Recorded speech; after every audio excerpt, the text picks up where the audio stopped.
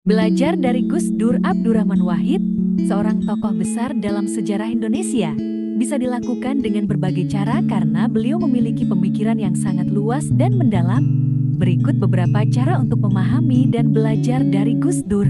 Tonton hingga akhir dan jangan lupa like, komen, dan subscribe ya sahabat. Membaca tulisan dan buku-bukunya.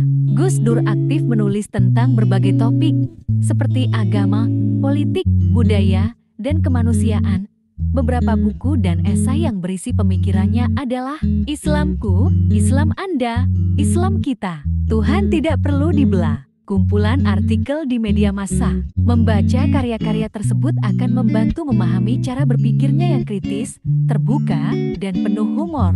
Mengamati gaya kepemimpinannya. Sebagai Presiden keempat Indonesia, Gus Dur menunjukkan kepemimpinan yang inklusif, penuh keberanian, dan memprioritaskan keadilan sosial. Memahami kebijakan serta tindakannya selama menjabat bisa menjadi pelajaran berharga. Mempelajari pemikirannya tentang pluralisme. Gus Dur adalah tokoh yang sangat mendukung pluralisme. Ia sering berbicara tentang pentingnya menghargai perbedaan, baik dalam agama, budaya, maupun pandangan politik. Pemikirannya relevan untuk hidup berdampingan dalam masyarakat yang majemuk. Mengikuti jejak spiritualitasnya sebagai ulama dan cendekiawan, Gus Dur memadukan nilai-nilai keislaman dengan kemanusiaan universal.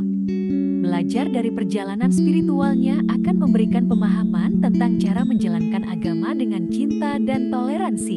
Mendengarkan cerita dan kisah dari orang terdekatnya. Banyak murid, teman, dan keluarga Gus Dur yang menceritakan kisah inspiratif tentang beliau. Mendengarkan kisah-kisah ini bisa menjadi pelajaran tentang nilai kesederhanaan, keberanian, dan kecerdasannya. Menonton dokumentasi tentang Gus Dur.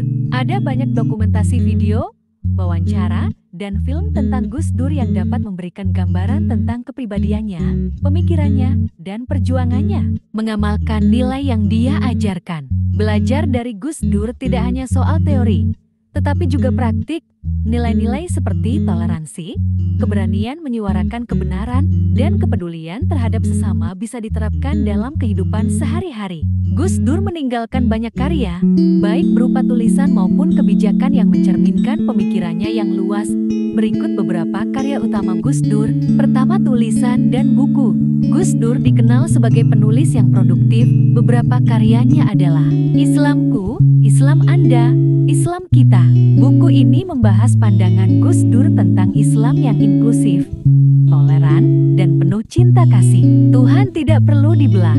Kumpulan esai yang menjelaskan pandangan Gus Dur tentang hubungan agama, politik, dan kemanusiaan. Menggerakkan tradisi.